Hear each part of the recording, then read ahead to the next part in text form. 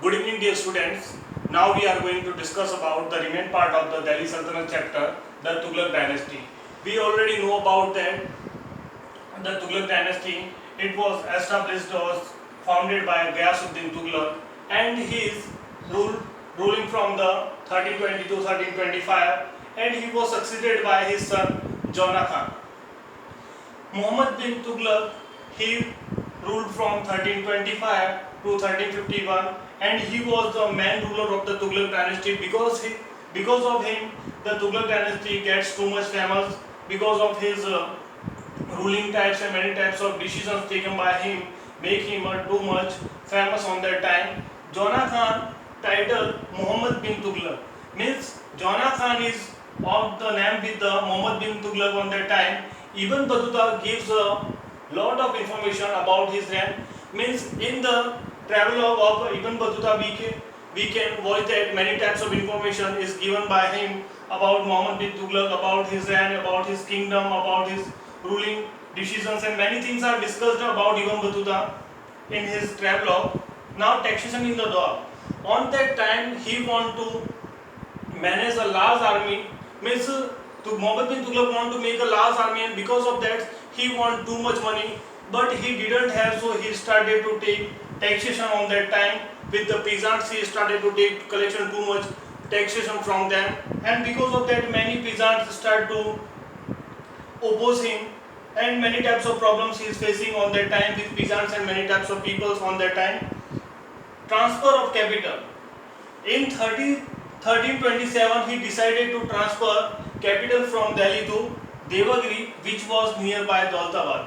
On that time he know that Mongol invasion is coming nearby that, and Mongols have threatened him many times, so he has fear of that, and on the time in 1327 he decided to transfer capital from Delhi to Devagiri, which was nearby Daulatabad, and it is the center of his empire also. So he think like that he can easily rule from that place and control whole over the empire. So he decided to transfer his capital from Delhi to Daulatabad, and he said to people also they have to move from Delhi to Daulatabad. They didn't want to move from Delhi to Daulatabad because it is the order of the king, so they have to obey. So they also went to move from Delhi to Daulatabad, and after reaching the Daulatabad, again Muhammad bin Tughlaq told to them they have to move from Daulatabad to Delhi, and because of that type of decisions people getting very irritated, and after that they are saying like that it is not a proper ruler, so they are facing many types of problem on that time. Introduction of a token currency.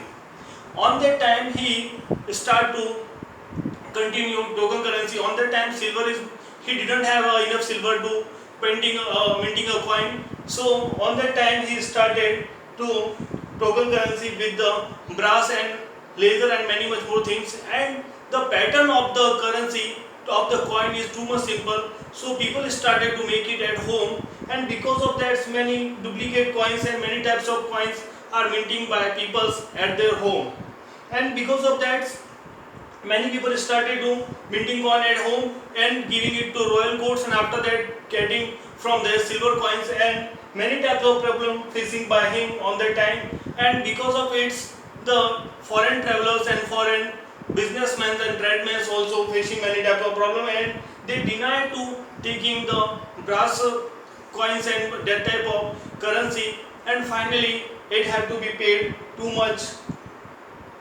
problems on that time. After that Karachil expedition, he want to secure the northern region, so he start to move nearby the Kangra, nearby in the Himachal Pradesh, and he sent his army nearby them because of the Karachil expedition. After that Khurasan expedition, he want to secure the whole of his empire. For that he started to send his army nearby Khurasan and Karachil, and many types of decisions taken by him on that time. It's all about Muhammad bin Tughlaq, and again I want to remind you that like that Muhammad bin Tughlaq was the man and important ruler of that dynasty. People didn't understand him because he makes sudden decisions, and after that he denied that type of decisions, so people feel like that it's not a proper decision maker, and people facing many types of problems, so his decisions didn't finish on that time.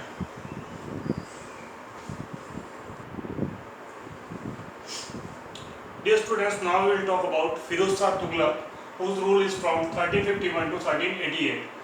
Muhammad bin Tughlaq didn't have any son, so he appointed his son Firoz Shah for succeeded, and he is known as the reformer because of his many successful reforms. Because Firoz Shah Tughlaq make many reforms successful and many types of successful invasion made by him, so he is known as a successful reformer on that time. And he built many canals, wells, hospitals, rent houses, and many much more things made by Firoz Shah Tughlaq. And because of this, he is known as the most important ruler, and he was the last ruler of this dynasty, because after his death no one is therefore succeeded. And after that Timur's invasion came. Mongol ruler is came to India known as Timur, and finally he attacked the Delhi and looted many types of currencies, many types of wealth, and many much more things looted by Timur. And finally after that the Timur decided to Khizr Khan Sayyid on that time, because he was the governor of the Timur. Now we will talk about the Sayyid dynasty. Firoz Shah Sayyid is ruled from 1414 to 1421. He was governor the Firoz Shah. He was the governor under the Firoz Shah Tughlaq. But he supported the son of the Firoz Shah in many invasion, many wars. But finally, when he didn't rule on that place, then Timur appointed him governor of Multan, Lahore, Dipalpur. Means he supported Firoz Shah's son in many wars, many invasions. But finally, when he didn't able to rule on that kingdom, then Timur came and Timur defeated him in the war. And finally, Timur make him the governor of the place like Multan, Lahore, and Dipalpur. After that, Mubarak Shah Sayyid, who ruled from 1421 to 1434.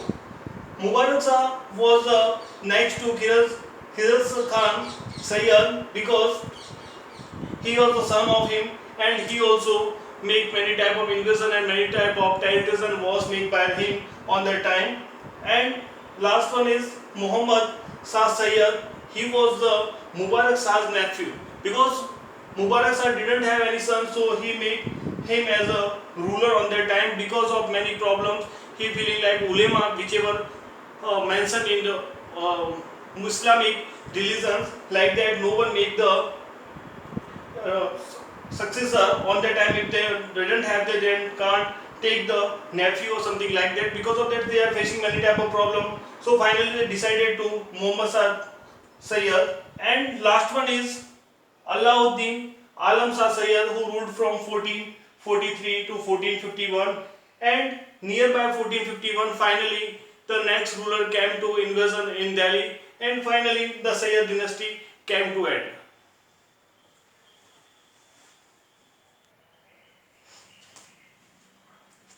Now we will talk about Lodi dynasty.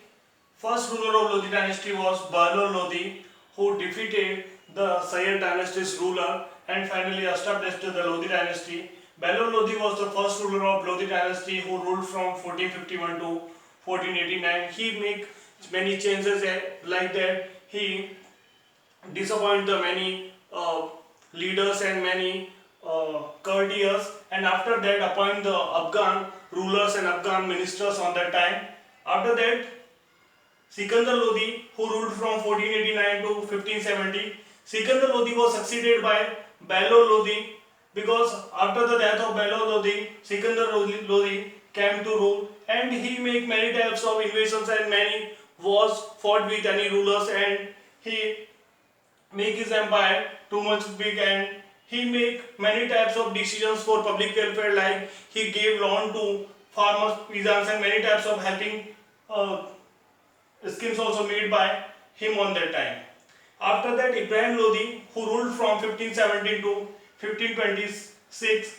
Ibrahim Lodi was succeeded by Sikandar Lodi. After the Sikandar Lodi, Ibrahim Lodi came to rule, and finally after 1526, Ibrahim Lodi's rule came to end, and finally Mughal ruler come, because in the Battle of Panipat in 1527, finally he was defeated by Babur. Babur was the first Mughal ruler, and with the fight with that, he finally gave the chance of rule on that time, and finally the Mughal dynasty came to rule. Thank you.